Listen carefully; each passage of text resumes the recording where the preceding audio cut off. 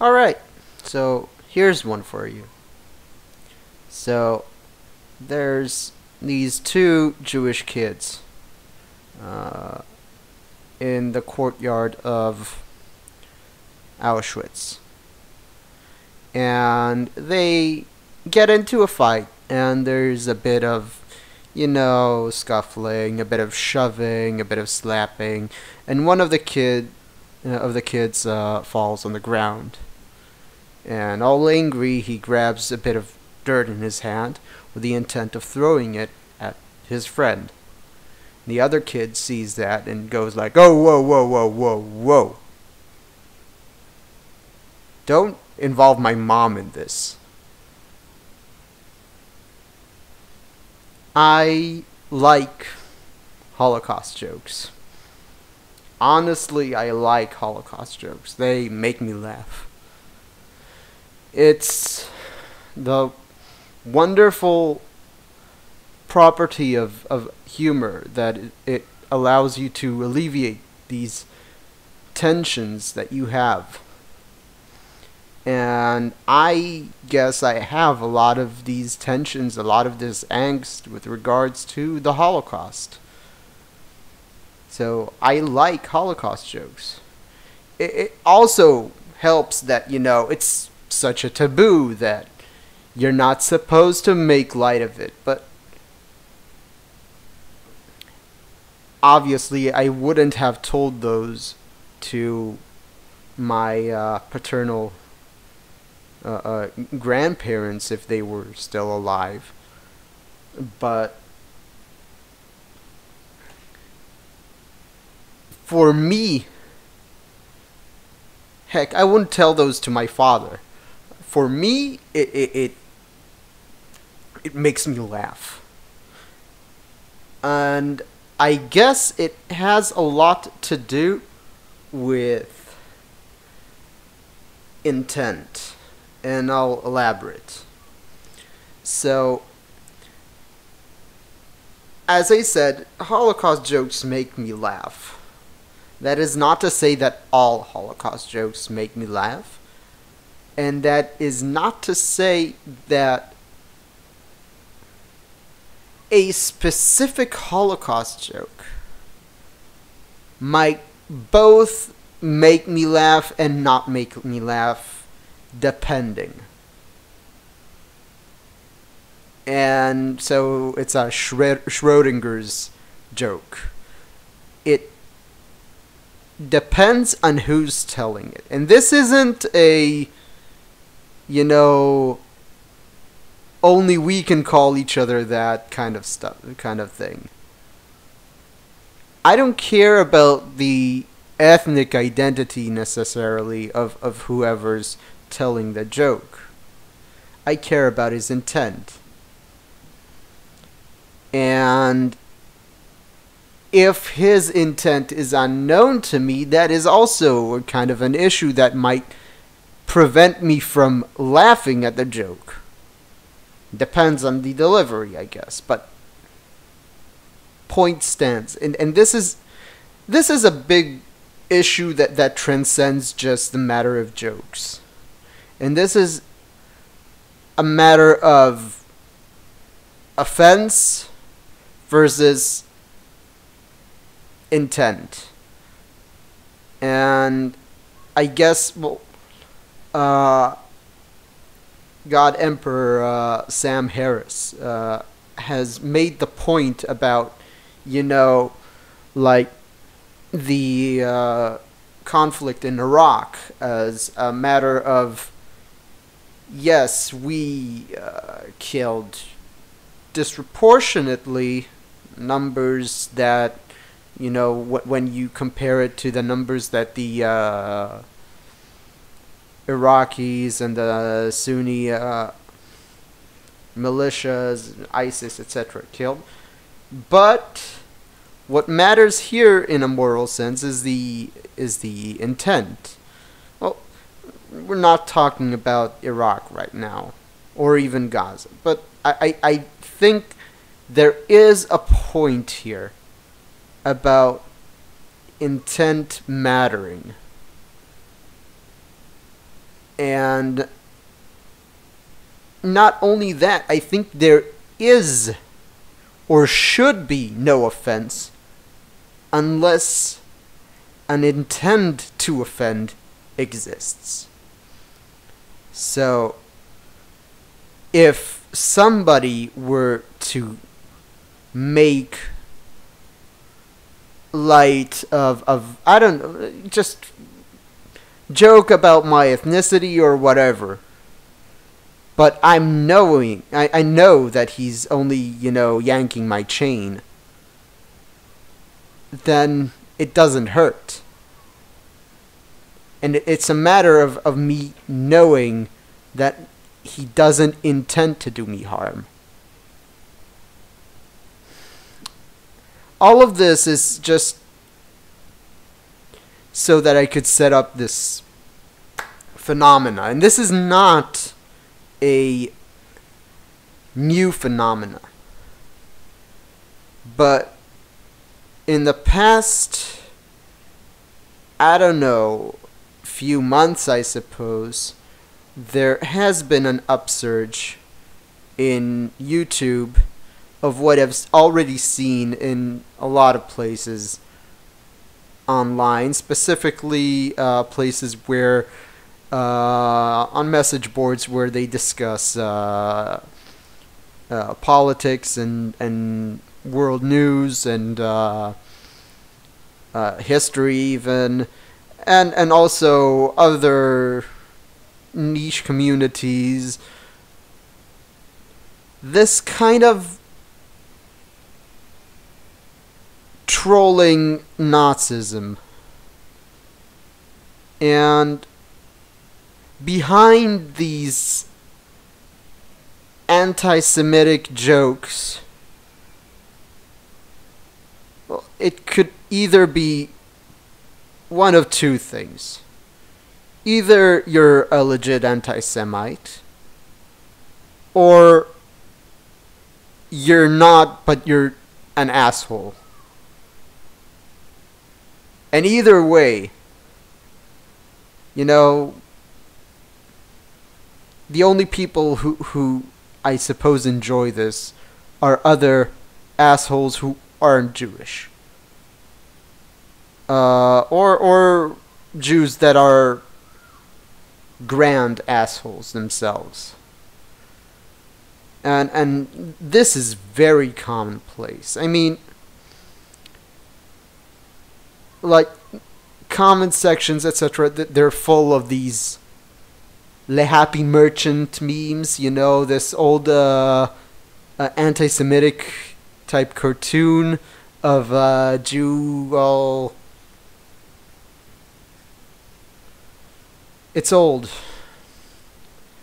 And it's not funny. And there's this feeling that these memes are being allowed because we're kind of not sure about the intent, so we don't want to be too censorial about this. And, we're the camp that's into don't get offended and don't, free speech, etc. But, well, I don't think that a comment section is a state, or should behave as a state. And I feel like a YouTube content creator should have every right to block people from viewing his videos or from commenting on them, if that's actually a possibility. Otherwise, right now I feel like, and this is also because of how the very notion of offense has been so watered down by, oversensitive types who've abused the shaming tactics of pointing at somebody and saying you're offending me or you're a racist, etc., etc. And it has come to this that right now we are fully incapable of actually distinguishing between an asshole and a racist, or just a Joe. It seems right now like either everybody's a racist or no one is. So it's been so watered down. And here comes a kind of challenge, I guess, to YouTube content creators. Try somehow to control this, to put a stop to this, to find a way that these hipster Nazis get the point that they're not wanted, that they're not part of your community, that their points are not worth debating or considering, and that they are not entitled to free speech on your channels.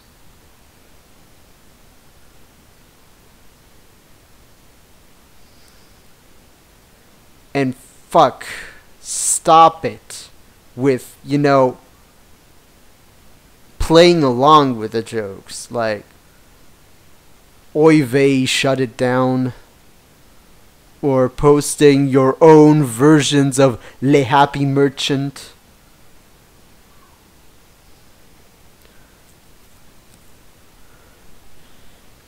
Here's a bit of personal history. Obviously, I'm a Jew, so obviously I care about these things. Actually, I wouldn't live if it weren't for the Nazis. My father would not have been born if it weren't for the Nazis.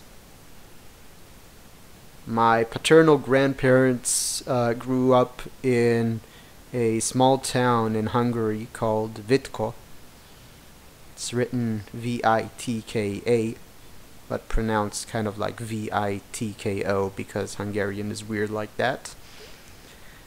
And they were not married. That is, they were not married to each other. My grandmother was unmarried, and my grandfather was married to a different woman, with whom he had 3 daughters. Come 1944, the war was already lost as far as the Germans were considered. The Germans nonetheless decided to not give up on the project of destroying Europe's Jewry. And my grandparents were shipped to Poland, to Auschwitz. My grandmother, before having been shipped to Poland, she was rounded up in a Jewish cemetery, I believe, with other Jewish women, where the German soldiers raped them, as I have come to understand. And when when my family was shipped to Auschwitz, my great grandfather, I'm actually unsure whether his wife was still alive at that point.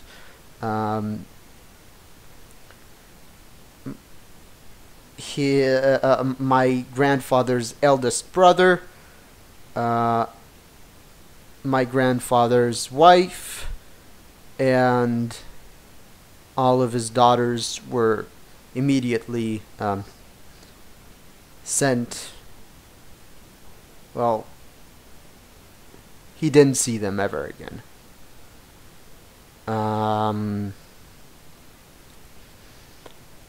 My grandmother's family fared even worse, as I've come to understand, with only a, I think, brother and a sister's son having survived. My grandfather mostly survived Auschwitz due to having skills in tailoring, and even then he came down with typhus, and at which point he was put in a warehouse type building that was locked with other ill prisoners, and they just left them there, and a couple of, I think, days later they opened the warehouse, and whoever could come out under his own power got to live, essentially. And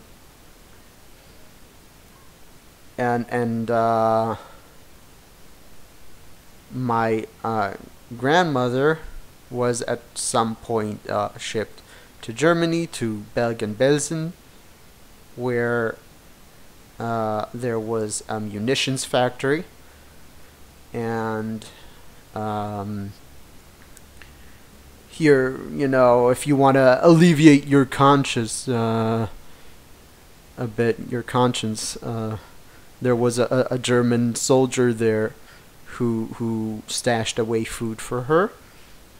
She would communicate with him in Yiddish, which was sufficiently similar to German. At some point near the end of the war, they put her in a train or some sort, and at some point that train stopped, just stopped on the rail tracks, and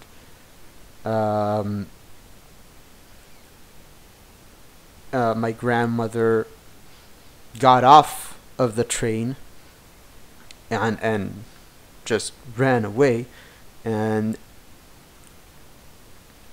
the train was bombed by I believe airplanes.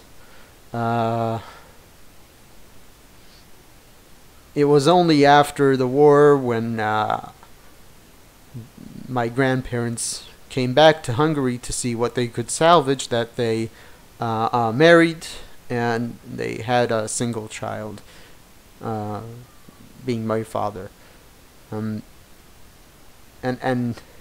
I guess that for me, there's this burden of having this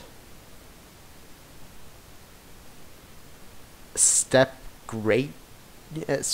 grandmother, I guess, a ghostly image of a step grandmother and step great grand aunts who, I guess, well, I owe my existence to their deaths, in a sense. And that's a chilling thought. Now,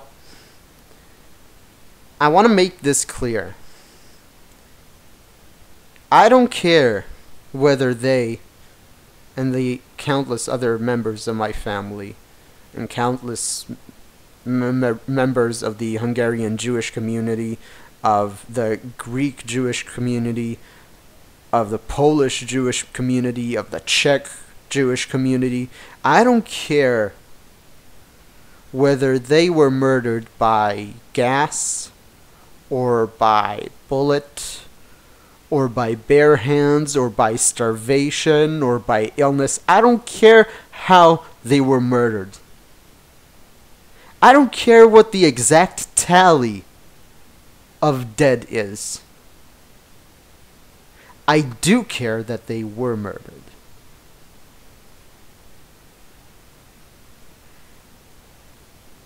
I don't care if you don't believe me. I don't care if you don't believe the host of evidence and the host of survivors telling what happened to them. I don't care if you don't believe them. But don't fucking poke me in my wounds. That's it for today. I'll see you guys next week.